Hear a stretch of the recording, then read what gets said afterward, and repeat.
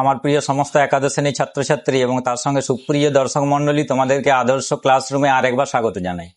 আজকের যে আলোচনার বিষয় সেটা হলো একাদশ শ্রেণীর বাংলা ভাষা ও সংস্কৃতির মঙ্গল কাব্য। এবং এই মঙ্গল কাব্যের আলোচনায় আমরা দেখব প্রাক চৈতন্য যুগ থেকে শুরু করে একেবারে চৈতন্য পরবর্তী যুগের মঙ্গল কাব্যের সম্পূর্ণ একটা ধারা। আলোচনাটা তোমরা মনোযোগ সহকারে দেখতে থাকো। যদি ঠিকঠাক করে আলোচনাটা শুনে থাকো বা দেখতে থাকো তাহলে দেখতে পাবে যে আলোচনার শেষে যে এমসিকিউ অর্থাৎ প্রশ্নোত্তর পর্ব নিয়ে যে আলোচনা, সেই আলোচনার সমস্ত প্রশ্নের উত্তর তোমরা নিজেরাই করতে পারবে। চলো তাহলে দেরি না করে শুরু করা যাক আজকের আলোচনার বিষয় বাংলা ভাষা ও সংস্কৃতির মঙ্গল কাব্য। দেখো, আমরা চলে এসেছি মধ্যযুগের বাংলা সাহিত্যের মঙ্গল কাব্যের আলোচনায়। এই মঙ্গল কাব্যের আলোচনায় প্রথমেই আমরা দেখে নেব মঙ্গল কাব্যের বৈশিষ্ট্য। দেখো, মঙ্গল কাব্যের সাধারণ বৈশিষ্ট্যগুলো লক্ষ্য রাখো। মঙ্গল গান মূলত বাংলা সাহিত্যের আদি মধ্যযুগে রচিত, অর্থাৎ শ্রীকৃষ্ণ কীর্তন যখন বাংলা সাহিত্যে আমরা মধ্যযুগে দেখতে পাচ্ছি, ঠিক সেই সময় কিন্তু মঙ্গল কাব্যেরও কিন্তু উৎপত্তি বা সৃষ্টি হয়েছিল।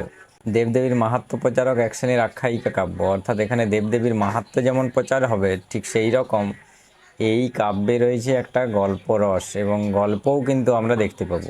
মাহাত্ম্য প্রচারক যে কোনো রচনা বোঝাতেই মঙ্গল শব্দটি ব্যবহৃত হতো, এটাও মাথায় রাখবে।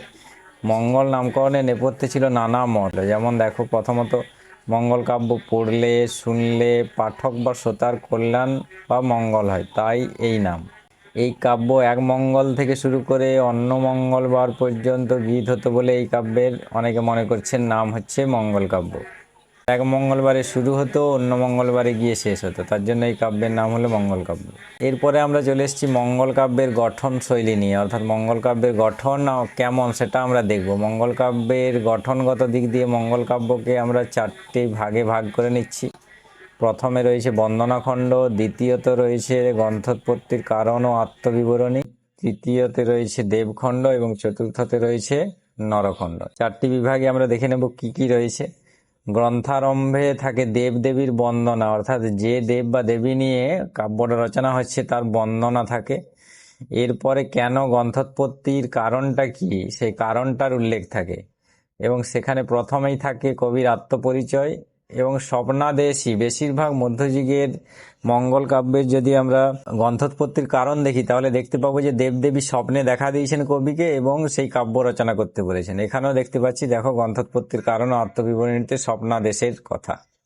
এরপরে দেবখণ্ডে দেখা যাবে যে স্বর্গের একটা কাহিনী, সেই স্বর্গ থেকে ভ্রষ্ট দেবদেবীরা মর্তে আসছেন বা মর্তে আগমন ঘটছে, সেই রকম একটা কাহিনী আমরা পাবো। এবং শেষ যে অংশ, সেই শেষ অংশ হলো নরখণ্ডের মূল কাহিনী আমরা পাবো, অর্থাৎ মর্তে দেবদেবীরা চলে এসেছেন, তাদের একেবারে সাংসারিক ক্রিয়াকলাপ থেকে আদি দৈবিক যে ক্রিয়াকলাপ, সেই ক্রিয়াকলাপকে আমরা পাবো নরখণ্ডে, মানুষ রূপে নরখণ্ডে এই কাহিনীটা পাবো। এরপরে দেখো, মঙ্গল কাব্যের আরেকটা অন্যতম বৈশিষ্ট্য আমরা পাবো, সেটা হলো 12 মাস্যা। মঙ্গল কাব্যে যারা নায়িকা রয়েছেন সারা বছরের দুঃখের কথা এই 12 মাস্যার সাহায্যে তুলে ধরেন। যে অংশে আমরা দেখতে পাবো 12টা মাস থাকবে এবং 12টা মাসে নায়িকারা কিভাবে দুঃখে কাটাচ্ছে তার বর্ণনা থাকবে। দেবী হারানো জিনিস খুঁজে পাওয়ার জন্য আরাধ্যা, কোনো কিছু হারানো জিনিস হারিয়েছে তাকে পাওয়ার জন্যই কিন্তু এই মঙ্গল দেবীকে আমরা আরাধনা করছি। আর একটা খুবই গুরুত্বপূর্ণ পয়েন্ট হলো চৈত্রিশা, যেখানে দেখা যাবে যে মর্তে আসার পর সেই নায়ক নায়িকারা যে দুঃখ কষ্ট অনুভব করছেন, চৌত্রিশার মাধ্যমে সেই দুঃখ কষ্ট থেকে মুক্তি পাওয়ার চেষ্টা করেছে। বর্ণানুক্রমিক 34 অক্ষরে দেবতা স্তবগান করা হয় সেখানে। এরপরে দেখো, আমরা চলে এসেছি মঙ্গল কাব্যের শাখা। মঙ্গল কাব্যের শাখায় পাচ্ছি মনসামঙ্গলের বিষয় আমরা দেখে নিই। দেখো, মনসামঙ্গল কাব্য বাংলায় সর্বাধিক প্রচারিত মঙ্গল কাব্য। সব থেকে বেশি যদি কোনো মঙ্গল কাব্য প্রচারিত হয়েছিল সেটা হলো মনসামঙ্গল।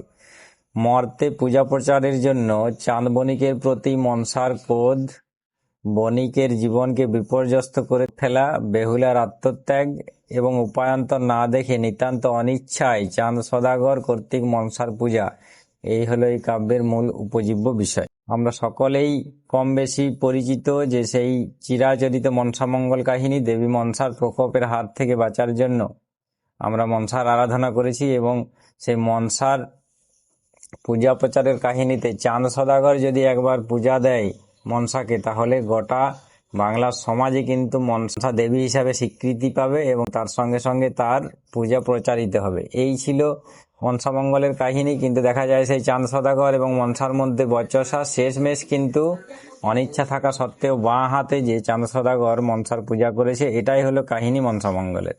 এরপরে চলে আসবো এই যে কাহিনী, এই কাহিনী রচনাকার কারা। মনসা মঙ্গল কাব্যধারার আদি কবি হলেন হরিদত্ত, বা একে তোমরা অনেক জায়গায় দেখতে পাবে কানা হরিদত্ত। ইনি হলেন চৈতন্য পূর্বযুগের কবি, মনসা মঙ্গল কবি এবং চৈতন্য পূর্ববর্তী যুগের কবি। খুবই একটা গুরুত্বপূর্ণ পয়েন্ট মাথায় রাখবে।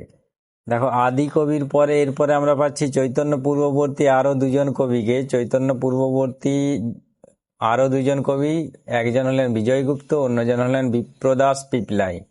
নামগুলো একেবারে মাথায় গেঁথে রাখবে, খুবই গুরুত্বপূর্ণ এবং ইম্পর্টেন্ট এই দুটো পয়েন্ট। চাঁদ সদাগর বেহুলা মনসা কাহিনী বিবৃত হয়েছে মনসা মঙ্গল কাব্যে। চাঁদ সদাগর রয়েছেন প্রধান চরিত্র বা নায়ক চরিত্রে, বেহুলা এবং তার সঙ্গে রয়েছেন দেবী মনসা। এদেরই কাহিনী বিবৃত হয়েছে মনসা মঙ্গল কাব্যে। চৈতন্য পূর্ববর্তী যুগে দুজন আমরা কবি পেলাম, বিজয়গুপ্ত, বিপ্রদাস পিপলাই। চৈতন্য পরবর্তী যুগে মনসা মঙ্গল কাব্যের কবি হলেন কেতকা দাস, ক্ষেমানন্দ এবং তার সঙ্গে দ্বিজ বংশী দাস। যে পয়েন্টগুলো তোমাদের তোলা হয়েছে এখানে, সমস্ত পয়েন্টগুলোই তোমাদের শর্ট কোশ্চেন হিসাবে থাকতে পারে। এর বাইরে কোনো শর্ট কোশ্চেন থাকবে না, এটা একেবারে গ্যারেন্টি সহকারে বলা যেতে পারে। চৈতন্য পূর্ববর্তীকালের কাহিনীতে মনসা দেবীর এক রূপ দেখতে পাবো এবং চৈতন্য পরবর্তী যুগে মনসা দেবীর আরেক রূপ দেখতে পাবো।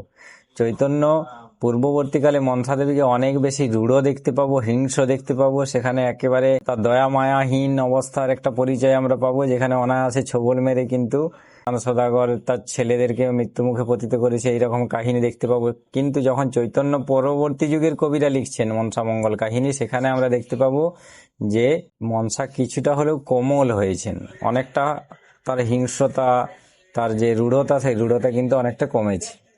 এরপরে মঙ্গল কাব্য শাখার আর একটা গুরুত্বপূর্ণ কাব্য হলো চণ্ডী মঙ্গল। এই চণ্ডী মঙ্গল কাব্যধারায় আদি কবি হলেন মানিক দত্ত। এই ধারার শ্রেষ্ঠ কবি কঙ্কন মুকুন্দ চক্রবর্তীর যদি বাসস্থান দেখি, তাহলে আমরা দেখতে পাবো রায়না থানার অন্তর্গত দামুন্না গ্রামে। কিন্তু সেখানে তিনি চিরস্থায়ীভাবে বসবাস করতে পারেননি, কারণ দেখো ডিহিদার মাহমুদ শরীফের অত্যাচারে স্থানান্তরিত হন উনি এবং মেদিনীপুর জেলার আড়রা গ্রামে চলে আসেন। গ্রামের ভূস্বামীর আশ্রয় থাকাকালীন স্বপ্নাদিষ্ট হয়ে কাব্য রচনা করেন।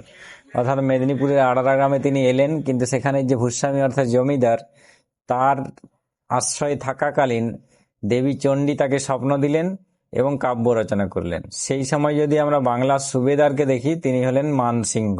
প্রশ্ন হতে পারে, মাথায় রাখবে। মুকুন্দ চক্রবর্তীর কাব্য অভিহিত, অর্থাৎ মুকুন্দ চক্রবর্তীর কাব্য যে নামে বিশেষভাবে পরিচিত, সেটা হলো অভয়মঙ্গল এবং অম্বিকা মঙ্গল। এরপরে মুকুন্দ চক্রবর্তীর কাব্যে যেসব গুণগুলো লক্ষ্য করা যায়, সেগুলো একটু দেখো। ঔপন্যাসিক গুণ লক্ষ্য করা যায়, অর্থাৎ যেমন উপন্যাসে একটা দীর্ঘ কাহিনী লক্ষ্য করা যায়, ঠিক সেই রকম দীর্ঘ কাহিনী, শাখা কাহিনী, উপকাহিনী প্রচুর পরিমাণে লক্ষ্য করা যায় মুকুন্দ চক্রবর্তীর অভয়মঙ্গল কাব্যে। দেখো, তার কাব্যে মিশ্র বৃত্ত রীতির পয়ার ছন্দ, একপদী ত্রিপদীর কাঠামো ব্যবহৃত হয়েছে। অর্থাৎ আঙ্গিক যদি দেখি, তাহলে প্রয়ার ছন্দ পাবো, একপদী ত্রিপদীর ব্যবহার পাবো। মুকুন্দ চক্রবর্তীর কাব্যে অলঙ্কার প্রয়োগ, প্রবাদ প্রবচনের প্রয়োগে রচনায় বৈচিত্র্য এসছে। এই অলঙ্কার, প্রবাদ প্রবচন কাব্যকে সৌন্দর্য দান করে, সেই সৌন্দর্য কিন্তু আমরা মুকুন্দ চক্রবর্তীর কাব্যে পাবো। চণ্ডীমঙ্গল ধারায় অন্য একজন কবি, মুকুন্দ চক্রবর্তী ছাড়াও অন্য একজন বিখ্যাত কবি হলেন দ্বিজ মাধব। তাঁর গ্রন্থের নাম হলো সারদা চরিত। চণ্ডীমঙ্গলের দুটি খণ্ড, প্রথম খণ্ডের নাম হলো দেখো আখেটিক খণ্ড, যার কাহিনী কালকেতু ও ফুল্লরাকে ঘিরে গড়ে উঠেছে। বণিক খণ্ডের কাহিনী ধনপতি সদাগর, শ্রীমন্ত খুল্লনা লহনাকে ঘিরে। আখেটিক খণ্ডে দেবী পশুকুলের অধিষ্ঠাত্রী এবং বণিক খণ্ডে দেখা যাবে তিনি কোনো কিছুকে খুঁজে দেওয়ার জন্য আরাধ্যা দেবী। এরপরে মঙ্গল কাব্য শাখার আর একটি গুরুত্বপূর্ণ কাব্য পাচ্ছি, যার নাম হলো ধর্মমঙ্গল। দেখো বৈশিষ্ট্যগুলো দেখো। অন্যান্য মঙ্গল কাব্যে গ্রন্থোৎপত্তির কারণ হিসাবে দেবীর স্বপ্নাদেশের কথা বলা হলেও ধর্মমঙ্গল কাব্যে গুরুর আদেশে কাব্য রচনার কথা বলা হয়েছে। অর্থাৎ মঙ্গল কাব্যের ব্যতিক্রমী একটা কাব্য, যেখানে বৈশিষ্ট্য কিছুটা হলেও চেঞ্জ হলো, সেটা হচ্ছে কি না, দেবদেবীদের স্বপ্নাদেশ কিন্তু এখানে রইল না, এখানে গুরুর আদেশে কাব্য রচনার কথা বলা হচ্ছে প্রথম ধর্মমঙ্গল কাব্যে। অর্থাৎ দৈবী যে মহিমা, সে মহিমা যে ধীরে ধীরে কমছে, ধর্মমঙ্গল থেকেই তার কিন্তু ইঙ্গিত পাওয়া যাচ্ছে। বিষয় দেখো, ধর্মমঙ্গল কাব্যের দুটি কাহিনী, একটা হচ্ছে রাজা হরিশ্চন্দ্রের কাহিনী, অন্যদিকে লাও সেনের কাহিনী।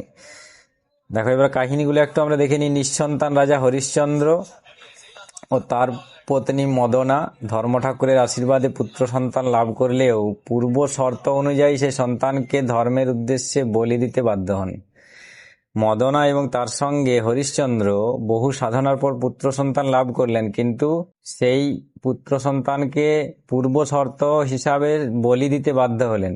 কিন্তু ধর্ম ঠাকুর এটা তাদেরকে যাচাই করছিলেন, তাই যখন তিনি বুঝলেন যে না, সেই অগ্নি পরীক্ষায় সাফল্য লাভ করেছে মদনা এবং তার সঙ্গে হরিশ্চন্দ্র, তখন সেই মৃত পুত্রের প্রাণদান করেন ধর্ম ঠাকুর। এই সুন্দর কাহিনী কিন্তু ধর্মমঙ্গল কাব্যে তোমরা পাবে। এরপরে লাও সেনের যে কাহিনী, সেই লাও সেনের কাহিনীটা আমরা দেখে নিই। কঠোর তপস্যায় ধর্ম ঠাকুরকে সন্তুষ্ট করে বৃদ্ধ কর্ণ সেনের স্ত্রী রঞ্জাবতী পুত্র সন্তান লাভ করলেন, তার নাম হলো লাও সেন। এবং সেই লাও সেন নানা রকম বিরুদ্ধ পরিস্থিতিতে নিজের শৌর্য ও বীরত্বের যে পরিচয় রেখেছেন, সেটাই হলো লাও সেনের কাহিনীর বিষয়। এবার ধর্ম ঠাকুরের মাহাত্ম কীর্তন করে ধর্মমঙ্গল কাব্যধারা, অর্থাৎ দেখো ধর্ম ঠাকুরের মাহাত্ম হবে এটা, মাহাত্ম কীর্তন করে ধর্মমঙ্গল কাব্যধারা। অর্থাৎ ধর্ম যে ঠাকুর রয়েছেন তার যে মাহাত্ম, সেই মাহাত্মের কথাই কিন্তু ধর্মমঙ্গল কাব্যে তুলে ধরা হয়েছে। এই কাব্যধারার আদি কবি হলেন, দেখো ধর্মমঙ্গল কাব্যের আদি কবি হলেন ময়ূরভট্ট। আনুমানিক ৫ম শতাব্দীতে তিনি তার কাব্য হাকন্দ পুরাণ, খুবই গুরুত্বপূর্ণ পয়েন্ট, হাকন্দ পুরাণ রচনা করেন। ধর্মমঙ্গল কাব্যকে বলা হয় রাঢ় বাংলার জাতীয় মহাকাব্য। এটা তোমাদের প্রায় পরীক্ষাতে ধরো এসেই থাকে, ধর্মমঙ্গল কাব্যকে রাঢ় বাংলার জাতীয় মহাকাব্য বলে। তাহলে দেখো রাঢ় বাংলা কি সেটাও আমাদের জেনে রাখা দরকার। রাঢ় বাংলা বলতে বোঝায় বীরভূম, বর্ধমান, বাঁকুড়া, মেদিনীপুর এবং মুর্শিদাবাদ। তোমরা ভাষাতত্ত্বের আলোচনায় উপভাষা যে রয়েছে, সেই উপভাষা যখন পড়বে তখন দেখতে পাবে রাঢ় উপভাষা অঞ্চলের মধ্যেই কিন্তু এই অঞ্চলগুলো রয়েছে বা এই জেলাগুলো রয়েছে, বীরভূম, বর্ধমান, বাঁকুড়া, মেদিনীপুর এবং মুর্শিদাবাদ। মঙ্গল কাব্যধারায় শ্রেষ্ঠ কবি ঘনরাম চক্রবর্তী। মঙ্গল কাব্যধারার শ্রেষ্ঠ কবি ঘনরাম চক্রবর্তী, এটাও গুরুত্বপূর্ণ প্রশ্ন। ধর্ম ঠাকুরের পূজায় পৌরোহিত্যের অধিকার, অর্থাৎ পুরোহিত ছিলেন ডোম জাতির। ধর্ম ঠাকুরের পুজোয় পৌরোহিত্য করতেন ডোম জাতিরা। ধর্ম মূলত আদিবাসীদের সূর্য দেবতা।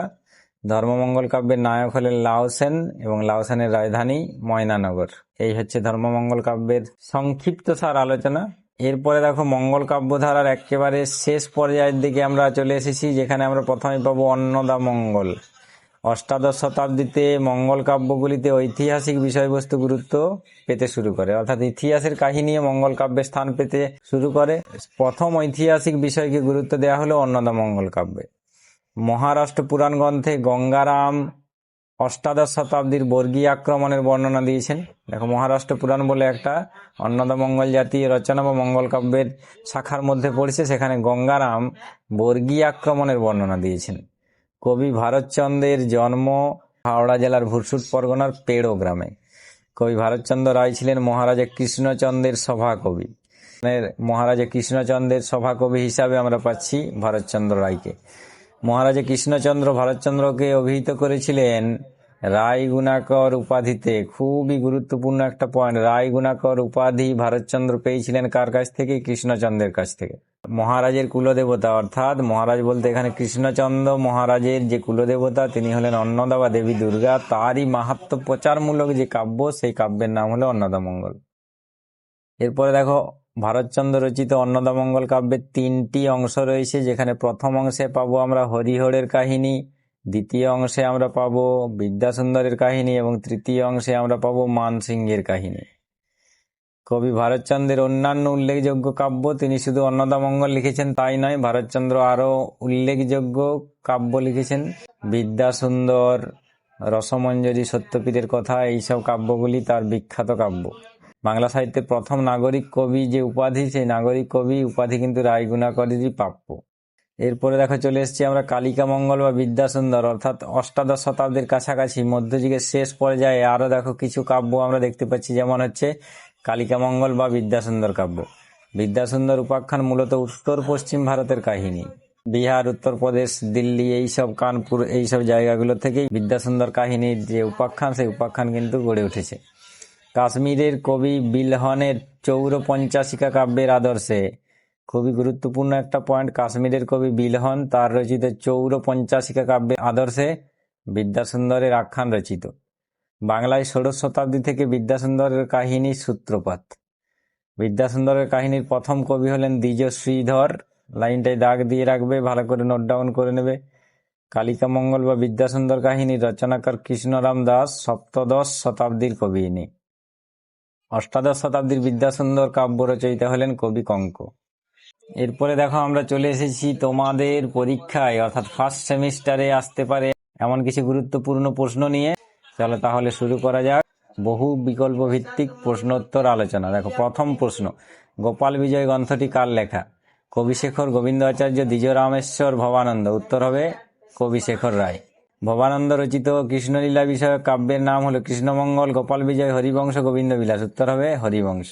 নেক্সট কোশ্চেন দেখো, সপ্তদশ শতাব্দীর একটি কৃষ্ণমঙ্গল কাব্য দ্বিজ কবিরত্নের শ্রীকৃষ্ণমঙ্গল, কবিরত্নের হবে রসিক শেখরের পারিজাত হরণ, দীন হরিদাসের মুকুন্দমঙ্গল, নরহরিদাসের কেশব মঙ্গল। অপশন ঘ, নরহরিদাসের কেশব মঙ্গল। মঙ্গল শব্দটি ব্যবহৃত হয়েছে মাহাত্ম্য প্রচারমূলক যে কোনো রচনা বোঝাতে, মঙ্গলবারে রচিত যে কোনো কাব্য বোঝাতে, মঙ্গল নামক কোনো কবি দ্বারা রচিত কোনো রচনা বোঝাতে, মঙ্গল নামক দেবতার মাহাত্ম্য কীর্তন বোঝাতে। উত্তর হবে ক অপশন, মাহাত্ম্য প্রচারমূলক যে কোনো রচনা বোঝাতেই কিন্তু মঙ্গল শব্দটা সেই সময় ব্যবহৃত হতো। মঙ্গল কাব্যের একটি গুরুত্বপূর্ণ বৈশিষ্ট্য হলো এই কাব্যগুলিতে বাংলাদেশে সাম্প্রদায়িক ধর্মবিশ্বাস প্রকাশ পেয়েছে। সাম্প্রদায়িক ধর্মবিশ্বাসের পরিবর্তে লৌকিক ও বহিরাগত বিভিন্ন ধর্মমতের সমন্বয় লক্ষ্য করা গিয়েছে। এই কাব্যগুলি বাংলাদেশের সনাতন ধর্মবোধের বিরোধিতা করেছে। কাব্যগুলিতে মানুষ উপেক্ষিত হয়েছে। উত্তর হবে খ অপশন, সাম্প্রদায়িক ধর্মবিশ্বাসের পরিবর্তে লৌকিক ও বহিরাগত বিভিন্ন ধর্মমতের সমন্বয় লক্ষ্য করা গিয়েছে। কবে থেকে মঙ্গল গান রচিত হওয়া শুরু হয়? খ্রিস্টীয় একাদশ শতাব্দী, খ্রিস্টীয় দ্বাদশ শতাব্দী, খ্রিস্টীয় ত্রয়োদশ শতাব্দী, খ্রিস্টীয় চতুর্দশ শতাব্দী। উত্তর হবে খ্রিস্টীয় চতুর্দশ শতাব্দী থেকে মঙ্গল গান রচিত হওয়া শুরু হয়। কোন ধরনের মঙ্গল কাব্যে শিব প্রসঙ্গের পরিবর্তে হরিশ্চন্দ্র উপাখ্যান সংযোজিত হয়েছে? মনসামঙ্গল, ধর্মমঙ্গল, চণ্ডীমঙ্গল, অন্নদামঙ্গল। উত্তর হবে খ ধর্মমঙ্গল। গঠনশৈলীর দিক দিয়ে মঙ্গল কাব্যের কটি বিভাগ? চারটি, একটি, দুটি, তিনটি। উত্তর হবে চারটি। বর্ণনার শেষে মঙ্গল কাব্যের কবিগণ নিজের নাম পরিচয় জ্ঞাপক যে বিবরণ দিতেন তাকে বলা হয় চৌতিসা, বারোমাসা, ভনিতা, গৌরচন্দ্রিকা। উত্তর হলো গ ভনিতা। বারোমাসা কোন শ্রেণীর কাব্যধারার বৈশিষ্ট্য? অনুবাদ কাব্য, বৈষ্ণব কাব্য, জীবনী কাব্য, মঙ্গল কাব্য। উত্তর হবে মঙ্গল কাব্য। মঙ্গল কাব্যের নায়িকার সারা বছরের দুঃখের কথা বর্ণনা হলো বারোমাসা, প্রহেলিকা, চৌতিসা, জন্মান্তরবাদ। উত্তর হবে বারোমাসা।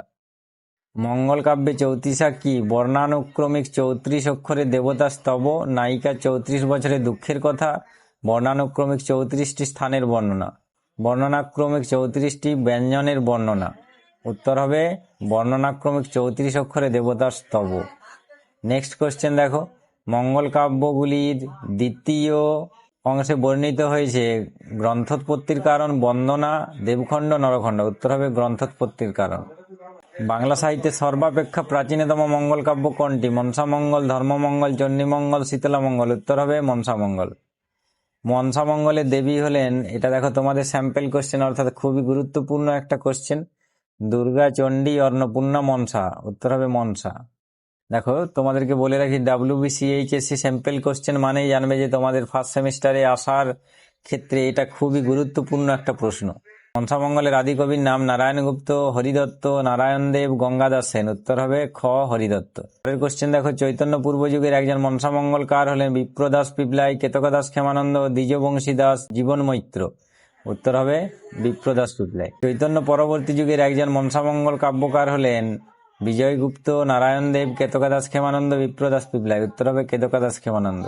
মনসামঙ্গল কাব্যগুলির মধ্যে সব থেকে জনপ্রিয় কাব্যের নাম হলো পদ্মা পুরাণ, মনসামঙ্গল, কালিকা পুরাণ, এর কোনটিই নয়। উত্তর হবে পদ্মা পুরাণ। অনেক জায়গায় তোমরা পদ্ম পুরাণও কিন্তু পেতে পারো। নারায়ণ দেবের মনসামঙ্গল কি নামে পরিচিত? পদ্মা পুরাণ, কালিকা পুরাণ, মনসামঙ্গল, অভয়ামঙ্গল। উত্তর হবে পদ্মা পুরাণ। নারায়ণ দেব কবে মনসামঙ্গল কাব্য রচনা করেছিলেন? আনুমানিক পঞ্চদশ শতাব্দী, আনুমানিক ষোড়শ শতাব্দী, আনুমানিক সপ্তদশ শতাব্দী, আনুমানিক চতুর্দশ শতাব্দী। উত্তর হবে আনুমানিক পঞ্চদশ শতাব্দী। কোন কবির মনসামঙ্গল সর্বপ্রথম মুদ্রণ সৌভাগ্য লাভ করেছিল, অর্থাৎ ছাপাখানাতে ছেপে বের করা হয়েছিল কোন কবির মনসামঙ্গল? অপশনগুলো দেখো, হরিদত্তের কালিকা পুরাণ, কেতকাদাস ক্ষেমানন্দের মনসামঙ্গল, বিজয়গুপ্তের পদ্মা পুরাণ, তন্ত্রবিভূতির মনসামঙ্গল। উত্তর হবে কেতকাদাস ক্ষেমানন্দের মনসামঙ্গল। কবি কেতকাদাস ক্ষেমানন্দের সময়কাল হলো পঞ্চদশ শতাব্দী, সপ্তদশ শতাব্দী, ষোড়শ শতাব্দী, অষ্টাদশ শতাব্দী। উত্তর হবে সপ্তদশ শতাব্দী। অষ্টাদশ শতাব্দীর একটি মনসামঙ্গল কাব্য হলো বিজয়গুপ্তের পদ্মা পুরাণ, তন্ত্রবিভূতির মনসামঙ্গল, বিপ্রদাসের মনসামঙ্গল, বাণেশ্বর রায়ের মনসামঙ্গল। উত্তর হবে বাণেশ্বর রায়ের মনসামঙ্গল। মনসামঙ্গল কাব্যের নায়ক কে ছিলেন? কালকেতু, ধনপতি, লক্ষিন্দর, চাঁদ সদাগর। উত্তর হবে চাঁদ সদাগর। স্বর্গের নর্তকী উষা জন্ম নিল উজানিনগরে, তার নাম হলো ফুল্লরা খুল্ল না সনকা বেহুলা। উত্তর হবে বেহুলা। উষার স্বামী অনিরুদ্ধ জন্ম নিয়েছিল চাঁদ সদাগর রূপে, বিজয় সাধু রূপে, লক্ষিন্দর রূপে, কালকেতু রূপে। উত্তর হবে লক্ষিন্দর রূপে। চণ্ডীমঙ্গল কাব্যধারার আদি কবি কে? কানাহরি দত্ত, মানিক দত্ত, ময়ূর ভট্ট, রামানন্দ জ্যোতি। উত্তর হবে মানিক দত্ত। চণ্ডীমঙ্গল কাব্যধারার আদি কবি মানিক দত্ত কোন অঞ্চলের বলে অনুমান করা হয়? মেদিনীপুর, বর্ধমান, মালদহ, নদিয়া। উত্তর হবে মালদহ। দ্বিজমাধব কোন শতাব্দীর কবি? সপ্তদশ, ষোড়শ, অষ্টাদশ, পঞ্চদশ। উত্তর হবে ষোড়শ। কোন অঞ্চল থেকে দ্বিজমাধবের পুঁথি আবিষ্কৃত হয়েছে? সপ্তগ্রাম, দামুন্না, আড়রা, চট্টগ্রাম। উত্তর হবে চট্টগ্রাম। চণ্ডীমঙ্গলের একজন কবির নাম ঘনরাম চক্রবর্তী, রূপরাম চক্রবর্তী, রামপ্রসাদ সেন, দ্বিজমাধব। উত্তর হবে দ্বিজমাধব। কবি দ্বিজমাধব রচিত চণ্ডীমঙ্গলটি কি নামে পরিচিত? সারদা চরিত, মঙ্গলচণ্ডীর গীত, অভয়ামঙ্গল, সারদা মঙ্গল। এটা একটু ভুল আছে, কারেকশন করবে। উত্তর হবে সারদা চরিত। উত্তর হবে সারদা চরিত। চণ্ডীমঙ্গল কাব্যধারার শ্রেষ্ঠ কবি মানিক দত্ত, মুকুন্দ চক্রবর্তী, দ্বিজমাধব, রামানন্দ জ্যোতি। উত্তর হবে মুকুন্দ চক্রবর্তী। বর্ধমান জেলার দামুন্না গ্রামে কোন কবির আদি বাসস্থান ছিল? মুকুন্দ চক্রবর্তী, দ্বিজমাধব, জগজ্জীবন ঘোষাল, দ্বিজবংশী দাস। উত্তর হবে মুকুন্দ চক্রবর্তী। কবি কঙ্কন উপাধিতে ভূষিত হতেন কোন কবি? মুকুন্দ চক্রবর্তী, কেতকাদাস ক্ষেমানন্দ, বিপ্রদাস পিপলাই, দ্বিজমাধব। উত্তর হবে মুকুন্দ চক্রবর্তী। মুকুন্দ চক্রবর্তীর কাব্যে কোন কোন অলঙ্কারের প্রয়োগ ঘটেছে? উপমা, রূপক, উৎপ্রেক্ষা, অনুপ্রাস, শ্লেষ, বক্রোক্তি, যমক, অতিশয়োক্তি, ব্যতিরেক, নির্দেশনা, দৃষ্টান্ত, দ্বীপ। উত্তর হবে উপমা, রূপক, উৎপ্রেক্ষা। নেক্সট কোশ্চেন দেখো, মুকুন্দ চক্রবর্তীর কাব্যটি কি নামে পরিচিত? মঙ্গলচণ্ডীর গীত, সারদা মঙ্গল, অভয়ামঙ্গল, অন্নদামঙ্গল। উত্তর হবে অভয়ামঙ্গল। রাঢ়ের জাতীয় মহাকাব্য কাকে বলা হয়? চণ্ডীমঙ্গল কাব্যকে, অন্নদামঙ্গল কাব্যকে, মনসামঙ্গল কাব্যকে, ধর্মমঙ্গল কাব্যকে। উত্তর হবে ধর্মমঙ্গল কাব্যকে। ময়ূর ভট্ট রচিত ধর্মমঙ্গল কাব্যের নাম হলো হাকন্দ পুরাণ, অনাদিমঙ্গল, শূন্য পুরাণ, ধর্মমঙ্গল। উত্তর হবে হাকন্দ পুরাণ। ধর্মমঙ্গল ধারার আদি কবি হলো ময়ূর ভট্ট, মানিক দত্ত, কানাহরি দত্ত, শ্রীধর। উত্তর হবে ময়ূর ভট্ট। কোনটি ধর্মমঙ্গলের চরিত্র নয়? ইছাই ঘোষ, লাউ সেন, হরিশ্চন্দ্র, ধনপতি। উত্তর হবে ধনপতি। মহারাষ্ট্র পুরাণ গ্রন্থের রচয়িতা নরসিংহ বসু, কৃষ্ণরাম দাস, বলরাম চক্রবর্তী, গঙ্গারাম। উত্তর হবে গঙ্গারাম। মহারাষ্ট্র পুরাণ গ্রন্থটি কোন বিষয়কে কেন্দ্র করে রচিত? বর্গী আক্রমণ, তুর্কি আক্রমণ, পর্তুগিজ আক্রমণ, মগ আক্রমণ। উত্তর হবে বর্গী আক্রমণ। অষ্টাদশ শতাব্দীতে মঙ্গল কাব্যের অন্যতম শ্রেষ্ঠ কবি ছিলেন সহদেব চক্রবর্তী, জীবন মৈত্র, ঘনরাম চক্রবর্তী, ভারতচন্দ্র রায়। উত্তর হবে ভারতচন্দ্র রায়। কোন কবি রায়গুণাকর উপাধি লাভ করেছিলেন? মানিকরাম গাঙ্গুলি, মুকুন্দ চক্রবর্তী, ভারতচন্দ্র রায়, নারায়ণ দেব। উত্তর হবে ভারতচন্দ্র রায়। বিদ্যাসুন্দর আখ্যানের শ্রেষ্ঠ কবি হলেন দ্বিজ শ্রীধর, নিধিরাম আচার্য, গোবিন্দ দাস, ভারতচন্দ্র রায়। উত্তর হবে ভারতচন্দ্র রায়। তো খুবই গুরুত্বপূর্ণ একটা প্রশ্ন মাথায় রাখবে, কোন দেবতার মহিমা বিষয়ক কাহিনীর উপধারা মৃগলুব্ধ নামে পরিচিত? উত্তর হবে শিব। অপশন ছিল দেখো, শিব, সূর্য, নারায়ণ এবং ইন্দ্র। উত্তর হবে শিব। বাংলা সাহিত্যের প্রথম নাগরিক কবি কে? মুকুন্দ চক্রবর্তী, ভারতচন্দ্র রায়, দ্বিজমাধব, ঘনরাম। উত্তর হবে ভারতচন্দ্র রায়। ভারতচন্দ্রের অন্নদামঙ্গল কাব্যটি কটি খণ্ডে বিভক্ত? একটি, দুটি, তিনটি, চারটি। উত্তর হবে তিনটি। বিদ্যাসুন্দর গ্রন্থটির রচয়িতা হলেন গোবিন্দ দাস, প্রাণরাম চক্রবর্তী, ভারতচন্দ্র রায়, নিধিরাম আচার্য। উত্তর হবে ভারতচন্দ্র রায়। অন্নদামঙ্গল কাব্যের তৃতীয় অংশে আছে হরিহরের কাহিনী, মানসিংহের কাহিনী, ভবানন্দের কাহিনী, জালুমালের কাহিনী। উত্তর হবে মানসিংহের কাহিনী। কালিকামঙ্গল কাব্যটির সৃষ্টি পঞ্চদশ শতকে, ষোড়শ শতকে, সপ্তদশ শতকে, অষ্টাদশ শতকে। উত্তর হবে অষ্টাদশ শতকে। কালিকামঙ্গলের আদি কবি কে? সারিবিদ খান, রামপ্রসাদ সেন, গোবিন্দ দাস, কবি কঙ্ক। উত্তর হবে কবি কঙ্ক। মঙ্গল কাব্যের মঙ্গল নামকরণের কারণ, মানুষ বিশ্বাস করত এই গান শুনলে মঙ্গল হয়। মঙ্গল নামক রাজার মাহাত্ম্য প্রচারে এই কাব্য রচিত। মঙ্গলবার লেখা হয়েছিল, তাই এর নাম মঙ্গল কাব্য। এক মঙ্গলবার থেকে পরের মঙ্গলবার পর্যন্ত গানগুলি গীত হতো বলে এই রূপ নামকরণ। দেখো, সঠিক বিকল্প যদি খুঁজো তাহলে হবে গ অপশন, অর্থাৎ 1 আর 4 ঠিক। মানুষ বিশ্বাস করত এই গান শুনলে মঙ্গল হয় এবং 4-এ 1 মঙ্গলবার থেকে পরের মঙ্গলবার পর্যন্ত এই গান গীত হতো বলে এই কাব্যের নাম মঙ্গল কাব্য। অনাদি মঙ্গল নামে পরিচিত কোন কবির কাব্য? ময়ূর ভট্ট, ঘনরাম চক্রবর্তী, শ্রীধর নারায়ণ দেব। উত্তর হবে ঘনরাম চক্রবর্তী। সপ্তদশ শতাব্দীর একজন ধর্মমঙ্গল রচয়িতা হলেন মানিকরাম গাঙ্গুলি, রাজারাম দাস, সহদেব চক্রবর্তী, নরসিংহ বসু। উত্তর হবে রাজারাম দাস। ধর্মমঙ্গল কাব্যের নায়কের নাম কি? কালকেতু, ধনপতি, লাউসেন, লক্ষিন্দর। উত্তর হবে লাউসেন। প্রথম স্বয়ংসম্পূর্ণ শিবমঙ্গল কাব্য রচনা করেন রামকৃষ্ণ রায়, শঙ্কর কবিচন্দ্র, রামকৃষ্ণ দাস, রামেশ্বর ভট্টাচার্য। উত্তর হবে রামকৃষ্ণ রায়। শিবায়ন কাব্যগুলির মধ্যে সবচেয়ে জনপ্রিয় কার রচনা? শঙ্কর কবিচন্দ্র, রামকৃষ্ণ দাস, রামকৃষ্ণ রায়, রামেশ্বর ভট্টাচার্য। উত্তর হবে রামেশ্বর ভট্টাচার্য। সপ্তদশ শতাব্দীর একজন উল্লেখযোগ্য শিবায়নের কবি হলেন রামেশ্বর ভট্টাচার্য, শঙ্কর কবিচন্দ্র, দ্বিজ মণিরাম, দ্বিজ কালিদাস। উত্তর হবে শঙ্কর কবিচন্দ্র। রায়গুণাকর ভারতচন্দ্র রায় কার পৃষ্ঠপোষকতায় অন্নদামঙ্গল কাব্য লেখেন? কৃষ্ণচন্দ্রের, রামচন্দ্র বন্দ্যোপাধ্যায়ের, সহদেব চক্রবর্তীর, নিধিরাম আচার্যের। উত্তর হবে কৃষ্ণচন্দ্রের পৃষ্ঠপোষকতায়। নূতন মঙ্গল নামে অভিহিত ভারতচন্দ্রের কোন কাব্য? নাগাষ্টক, অন্নদামঙ্গল, চৌরপঞ্চাশিকা, রসমঞ্জরি। উত্তর হবে অন্নদামঙ্গল। এই ছিল মঙ্গল কাব্যের একেবারে পুঙ্খানুপুঙ্খ আলোচনা। এই আলোচনা যদি তোমরা ঠিকঠাক করে শুনেছো তাহলে নিশ্চয়ই এই মঙ্গল কাব্য থেকে আসা যে কোনো কোশ্চেন তোমরা অনায়াসেই করতে পারবে। আজকের ক্লাস এই পর্যন্তই। তোমাদের দিন শুভ হোক।